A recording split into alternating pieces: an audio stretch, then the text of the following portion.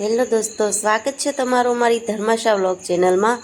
અમે આવી ગયા છીએ અમારા પ્રવાસના 5મા સ્થળે સાણા વાક્યા ડુંગરે।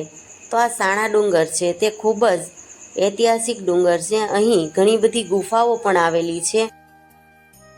વાક્યના ડુંગરની અંદર આવે છે માતા મોમાઈનું મંદિર છે અને પુત્ર દાદાનું મંદિર છે। આપણે ત્યાં સંત સાહિત્યની અંદર બે પરંપરાઓ રહી છે। એક નાદની પરંપરા છે અને એક બુંદની પરંપરા છે। બુંદની પરંપરા એવી છે જે એના પિતા છે એના પુત્ર વારસદાર બનતા હોય છે ગાદીના, પરંતુ અહીં પરંપરા એવી છે કે જે નાદ પરંપરા છે, આમ તો દાદાશ્રી બે દીકરાઓ આપે છે અને એની અંદરથી એકાદ દીકરો છે એ માંગી લેતા હોય છે। અને જય સિયારામ। અને મોમાઈમાંનો મઠ છે સાણા ડુંગર, રાજુલાથી 30 કિલોમીટર અંદર ભૂતડા દાદાનું મંદિર છે અને 360 જે ગુફાઓ છે, પાંડવો કાળની ગુફાઓ છે, 5000 વર્ષ જૂની।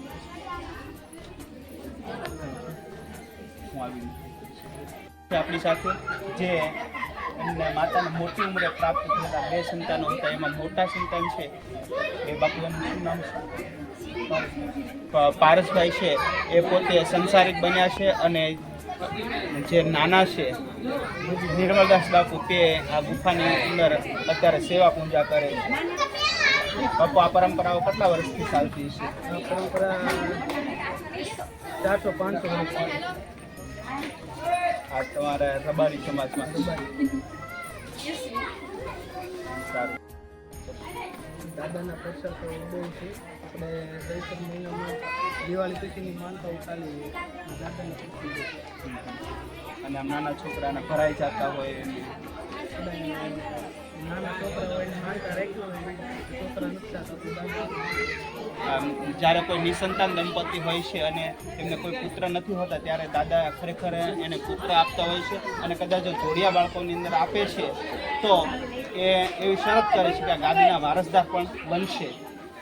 અને બાપુ, આમ છોકરા બીમાર પડી જતા હોય તો દાદાના ખીચડાની તો દાદાને ખીચડાની માનતા કરવામાં આવે છે અને છોકરા છે એ સાજા થતા હોય છે। અને મોરપીસ, આ જો બેનને તે મોરપીસ આપ્યું છે, આ મોરપીસ શા માટે આપ્યું છે તમને? ભગવાનને ગણપતિ બાપાના મંદિરમાં આપણે વાળી સોળી ને સાફ સુફ રાખવા રાખ્યું।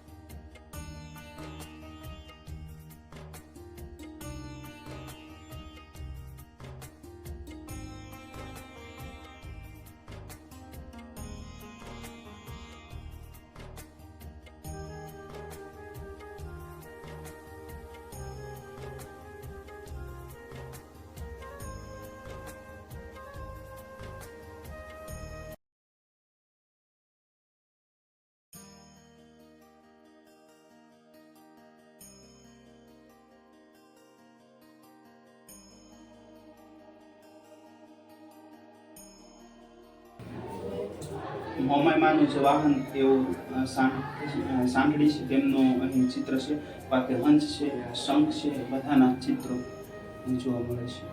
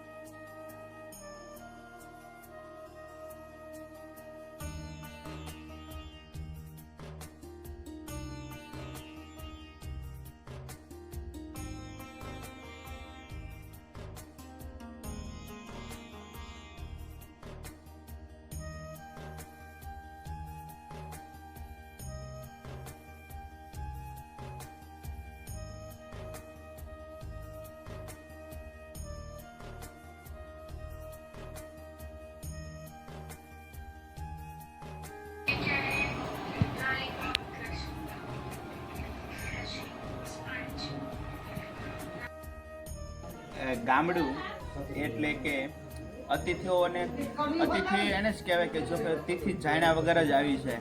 એવી જ રીતે આજે અમે સાણા વાક્ય આવેલા અને વાક્યાના ગામની અંદર આવી અને આજે અમે મહેમાનગતિ માણી છે એ દિનેશભાઈ કોટડિયાને જ આપણે મળીએ. મારું નામ ધવલભાઈ છે અને હું સાણા વાક્યા રહેવાસી છે. આ લોકો મહેમાન છે મારા ને એ લોકો અહીંયા આવ્યા છે. એમાં અમને ખૂબ જ આનંદ થયો, ખૂબ જ મજા આવી. અમને સિંહ બતાવજો હો. હા હા ચોક્કસ. કેટલા વાગે જોવા મળે? 10:30 થી 11 ના ગાળામાં જોવા મળશે. કઈ તકલીફ તો નહીં થાય ને? ના ના કોઈ વસ્તુ નહીં. મારું નામ દિનેશભાઈ, સાણા વાક્યા ગામ.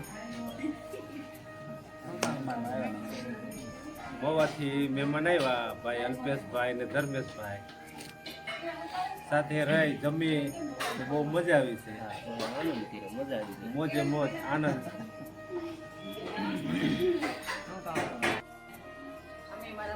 ભાઈની ઘરે આવ્યા છે બરોબર, એટલે દેરની ત્યાં જમવાનું હતું. અમે બધા આવ્યા છે મહેમાન, મવાના છો ને તમે, મવાથી આવ્યા છે. બહુ મજા આવી જમવાની અમને. બેઠા બધા ભેગા અને બહુ જમવાની મજા આવી છે. એ દાંત કાઢો.